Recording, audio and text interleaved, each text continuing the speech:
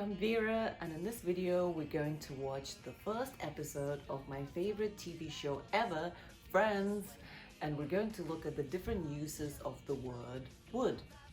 Try to watch this next clip without subtitles, but if it's too difficult, start again, switch the subtitles on, and don't worry about it. Okay, I hope you enjoy it! Alright kids, I gotta get to work. If I don't input those numbers, doesn't make much of a difference. So, like, you guys all have jobs? Yeah, we all have jobs. See, that's how we buy stuff. Yeah, I'm an actor. Wow.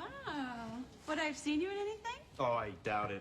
Mostly regional work. Hey, unless you happen to catch the Wee Ones production of Pinocchio. Look, Geppetto, I'm a real live boy. I will not take this abuse. You're right, I'm sorry. Oh, wish me luck. What for? I'm gonna go get one of those job things. Guess what? You got a job? Are you kidding? I'm trained for nothing. I was laughed out of 12 interviews today. And yet you're surprisingly upbeat. Well, you would be too if you found Joan and David boots on sale, 50% off. Oh, how well you know me. They're my new, I don't need a job, I don't need my parents, I've got great boots. How'd you pay for them? Credit card. And who pays for that? My father. Come on, you can't live off your parents your whole life. I know that. That's why I was getting married. All right, you ready? I don't think so. Oh, come on. Cut.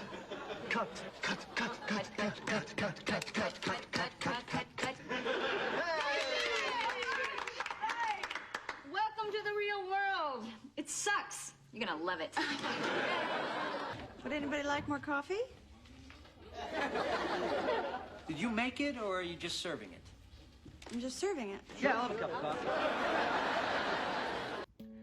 So, the first sentence is when Rachel said, "Would I have seen you in anything?" to Joey. Would I have seen you in anything? Oh, I doubt it. Mostly regional work. So he just told her that he's an actor and she wants to know, is it possible that she has seen him on TV, in a movie? This is what she's asking.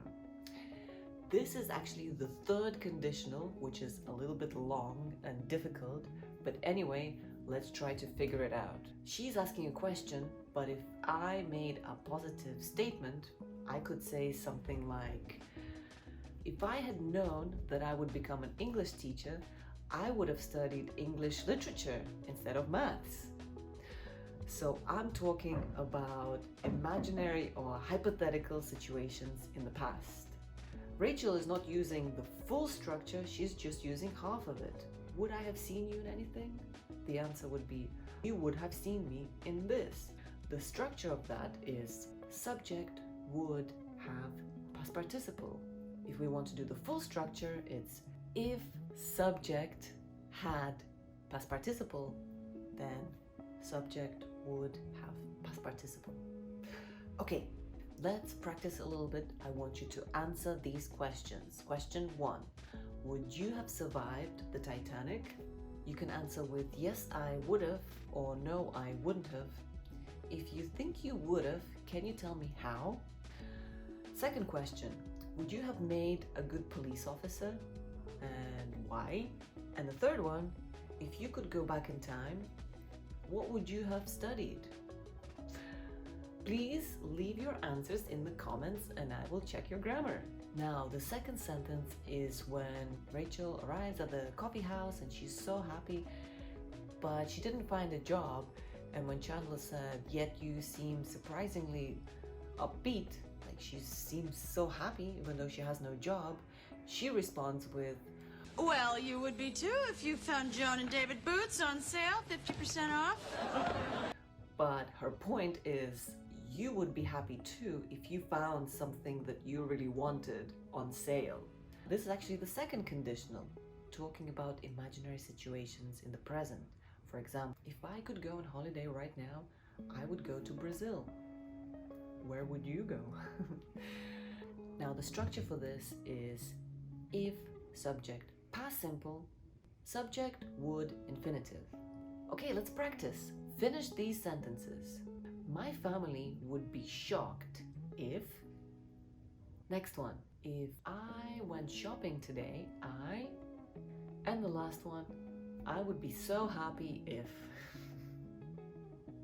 Okay, if you'd like to practice a little bit more, click on the link in the description and you'll see an explanation of everything we looked at in this video, plus some more exercises. Now, the last sentence is quite easy. When Rachel gets a job at the coffee house, she asks her friends. Would anybody like more coffee? This is a very polite way to ask, do you want more coffee? Do you want more coffee is a bit too direct. It can sound rude, so it's much nicer to say, would you like? Would anybody like something? I'm sure you've heard the structure before, and I'm sure a lot of us love coffee, so we will probably ask this question at some point in our lives. So let's practice the pronunciation.